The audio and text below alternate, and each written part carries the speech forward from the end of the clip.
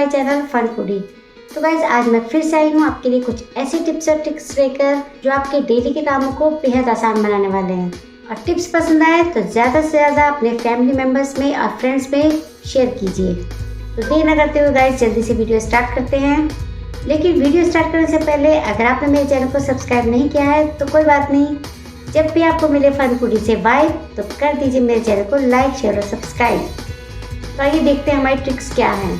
जब आप पानी में विनेगर, अगर विनेगर नहीं है तो आप नींबू का रस भी ले सकते हैं, थोड़ा सा खाने वाला सोडा और आधी चम्मच नमक डालते हैं तो इसके फायदे जानकर आप हैरान हो जाएंगे। जब ये पानी अच्छे से बॉईल होने लगे तब आप इसमें तरह से फॉयल की छोटी छोटी बॉल्स बनाकर डाल दें। अब आप सोच रहे होंगे इस पानी में इस फॉयल का क्या काम। गाइस ये पानी और ये फॉयल बहुत ही कमाल करने वाली है। अब इस पानी में आप जितने भी स्पून और नाइफ हैं वो सब डाल दें।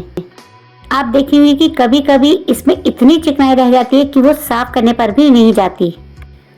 और अब इसमें डाल देंगे थोड़ा सा लिक्विड वॉश और अब इन सब को इस फॉयल की हेल्प से थोड़ा थोड़ा रगड़ दें। आप देखोगे कि जो इसकी चिकनाई है एकदम गायब हो जाएगी। अगर आपके इसमें जंग के दाग भी लगे हैं तो वो भी साफ हो जाएंगे। इस तरह से फॉयल से रगड़ने के बाद आप इसे साफ पानी से धो दें। आप देखेंगे कि इनकी खोई हुई चमक फिर से वापस आ गई है। नेक्स्ट ट्रिक है हमारी आलू के छिलके को लेकर। इसलिए हम आलूओं का यूज सब्जी बनाने में करते हैं, लेकिन उनके छिलकों को यूजलेस समझकर फेंक देते हैं। लेकिन क्या आप जानते हैं कि इनके छिलके ना सिर्फ हेल्थ के लिए बल्कि घर की सफाई में भी यूज होते हैं। इनके छिलके रियली बहुत सारे कामों में यूज होते हैं, जिनमें से एक दो मैं आपके साथ शेयर करने वाली हूँ। जैसे कि सबसे पहले आप एक बर्तन में पानी बॉयल करने रखें और इसमें आलूओं के छिलकों को डाल दें और गैस की फ्लेम को ऑफ करने के बाद इसमें डाल दें थोड़ा सा लिक्विड वॉश। और जब ये पानी हल्का सा गुनगुना रह जाए तब हम इसका यूज करेंगे।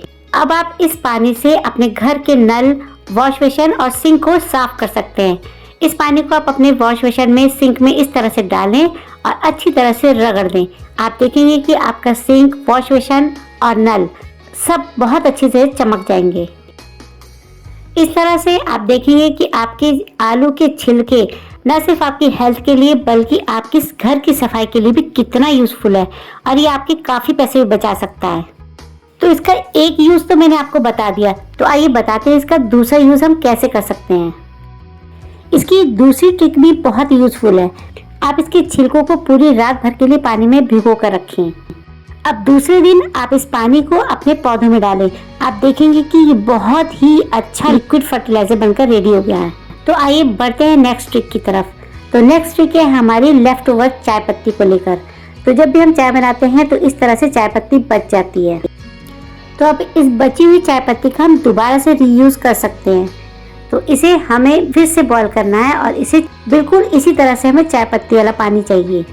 और अब फिर से इस बची हुई चाय पत्ती को आप गुलाब के प्लांट में डालिए। आप देखेंगे कि आपका पौधा फूलों से भर जाएगा। और अब बताते हैं इस पानी का यूज आपको कैसे करना है। तो आपके घर में जितने भी कांच के बर्तन हैं आप इस पानी से उन्हें साफ करिए। आप देखेंगे कि आपके कांच के सारे बर्तन चमक उठेंगे।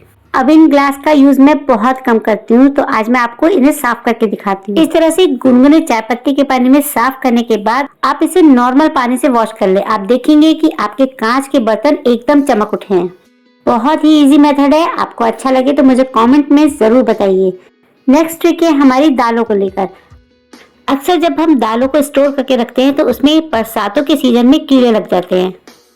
तो इन्हें कीड़ों से बचाने के लिए आपको बहुत ही सिंपल काम करना है। इसमें मिला देना है थोड़ा सा नमक। आपने देखा होगा कि नमक में कभी भी कीड़े नहीं लगते हैं। नमक डालने से दाल एकदम सेफ रहेगी।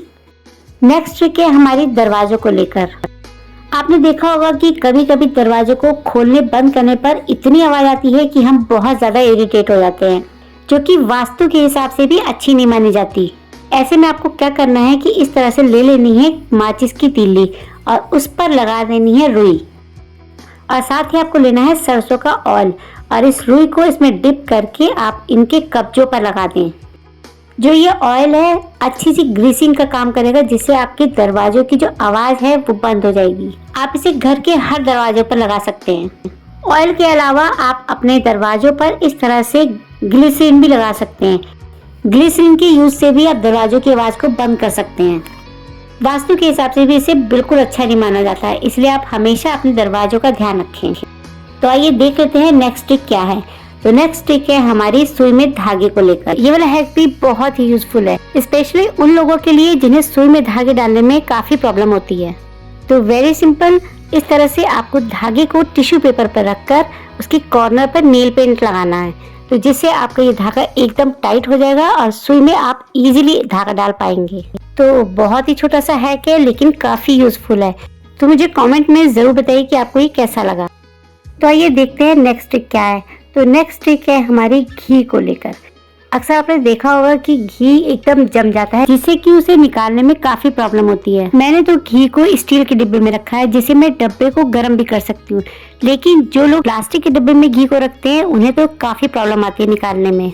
तो आपको करना क्या है, इस तरह से डब्बे को ना गर्म करके बल्कि आप चम्मच को गर्म करें। जैसे ही आप गर्म चम्मच घी में डालेंगे आप देखेंगे कि घी एकदम से मेल्ट हो गया है। बहुत इजीली आप घी को निकाल कर इसका यूज कर पाएंगे। तो आइए जानते हैं सुई में धागा डालने की निंजा टेक्निक। तो इस ट्रिक में देखिए आपको करना क्या है। तो आपके घर में फूल झाड़ू होती है ना, उसका एक धागा ले लेना है। इसी धागे से हम बनाएंगे बहुत बढ़िया सा ऑर्गेनाइजर। झाड़ू का धागा तो आप जानते हैं कितना पतला होता है। अब इस धागे को साफ करके आपको इस तरह से फोल्ड कर लेना है, यानी कि इसे यू शेप में मोड़ देना है। और इसके साथ ही हमें चाहिए नेल कटर। और अब जो हमने ये झाड़ू का धागा लिया था ना, इसे हम नेल कटर पर रख देंगे। देखिए सेम जैसे मैंने रखा है, और फिर इसे हम टेप से चिपका देंगे। देखिए जिस तरह से मैं कर रही हूँ उसी तरह।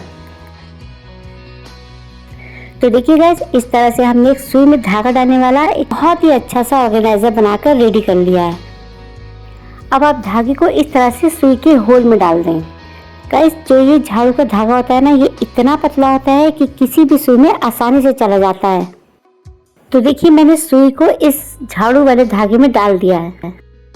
अब इस झाड़ू वाले धागे में आप जो भी रील का धागा डालना चाहते हैं वो आसानी से इसमें डाल सकते हैं। और इस तरह से सुई को बाहर निकाल दीजिए। तो आपका धागा देखिए कितनी इजीली सुई में चला गया है। तो है ना कितना कमाल का आइडिया। इस तरह से इस ऑर्गेनाइजर की हेल्प से आप किसी भी छोटी से छोटी सुई में भी आसानी से धागा डाल पाएंगे।